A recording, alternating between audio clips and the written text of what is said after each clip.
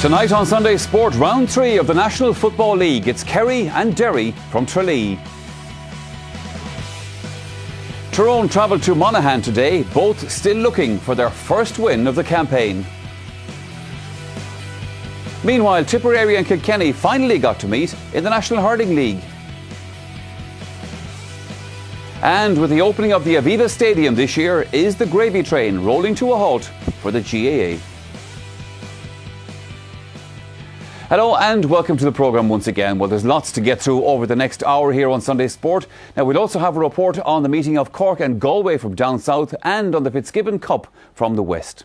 Well, here in studio, there will be plenty of chat as well. Tonight, I'm joined by former Meath footballer Bernard Flynn and also by former Wexford hurler Declan Ruth, and we'll be hearing from them a little bit later on.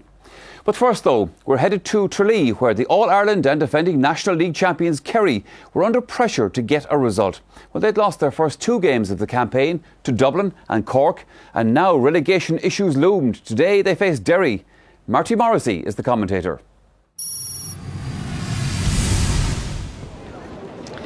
The Kerry team of 2010 looks a lot different to the team that won the All-Ireland last September.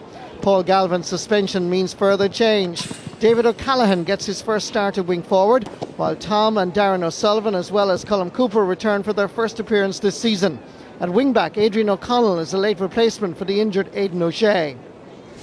A Derry team with Paddy Bradley on board always spells trouble for the opposition. He returns to action and rejoins brother Owen and Raymond Wilkinson in the full forward line. Fergal Doherty and Patsy Bradley are a formidable force at centre field, while Mark Lynch continues to impress at centre back. The team captain is left half back Gerard O'Kane. And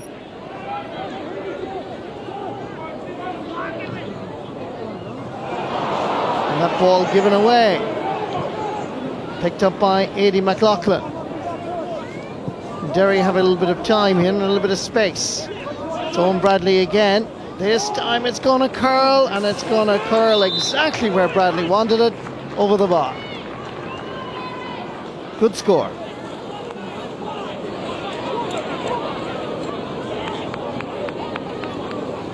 Gerard O'Kane staying with him, but still O'Sullivan has that balance and that control. Kieran Donaghy making a run. Not a great ball, those kind of passes along the ground. Starr gathers possession. Gets inside the cover this time of the fullback Kevin McCloy, and Kerry are up and running. 12.5 minutes of action here in Austin Stark Tralee before Kerry registered their first score. Created and finished by Kieran Donaghy. And he's in the action again, looking for the support. It's the Gooch, and coming through the centre, there's a real chance of a goal, and it's blasted over the bar.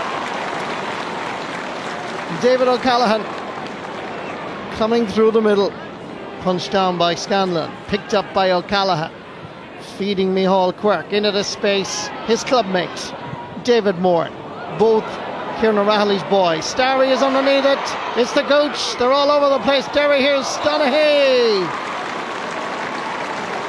puts it over the bar.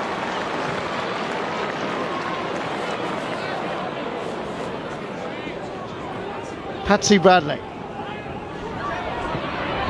Getting inside the cover is Owen Bradley. Tommy Griffin tries to respond, and what a wonderful strike. Owen Bradley causing Tommy Griffin endless problems. The ball inside hopped kindly. Griffin tried to take it from in front. Owen Bradley survived and hit it sweetly past Brendan Keeley.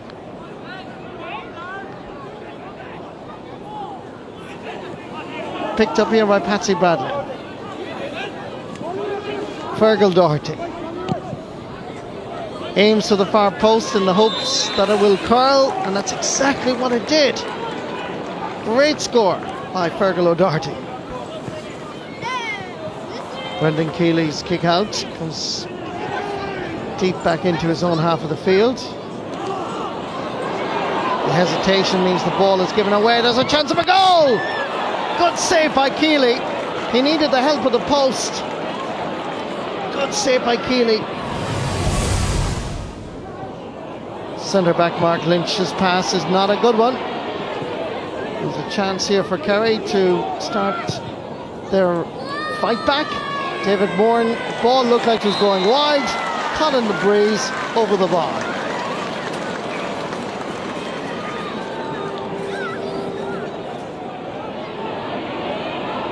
David Moran trying to make full advantage of the wind, gets it down for Donaghy. Good save by Martin Dodd. Didn't quite come off. And credit the Derry sub-goalkeeper who came on in the first half for the injured Barry Gillis. Martin Dunn did really well. Breaking ball available for Kerry. And David O'Callaghan gives it to David Moran. 1-2 over the bar. Glenorville and Tralee combine for the equalising point. The initiative is unequivocally going Kerry's way. Declan O'Sullivan grabs the opportunity to score his first point and put Kerry in front. Back to O'Kane. Wrestled the ball away. There is Kieran Donaghy. Declan O'Sullivan reaches Kieran Donaghy. David Moore onto the right boot, looking good. Good score.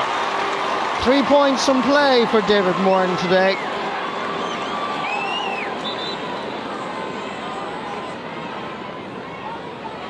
Kieran Donaghy back to Colin Cooper. He knew exactly what he was doing, didn't he?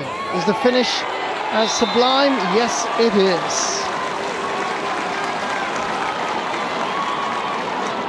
Joe Diver, Patsy Bradley, Mark Litch. It's the last chance really for Derry. Runs on. Goalkeeper Brendan Keeley comes off his line. I think the Kerry lads actually thought it was full-time whistle, and you could see the smile on Tom O'Sullivan.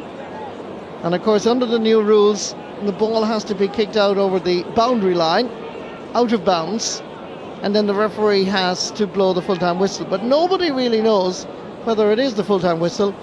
This is the last chance for Derry. Brilliantly gathered by Michael Quirk. This time the ball goes out over the end line and wide, and the referee, Garoda Canova, blows the full-time whistle. Kerry responded from being 3 points down at the break to actually win the match by 3 points. Full-time score in Austin Stank Park, Tralee. Kerry 15 points, Derry 1-9.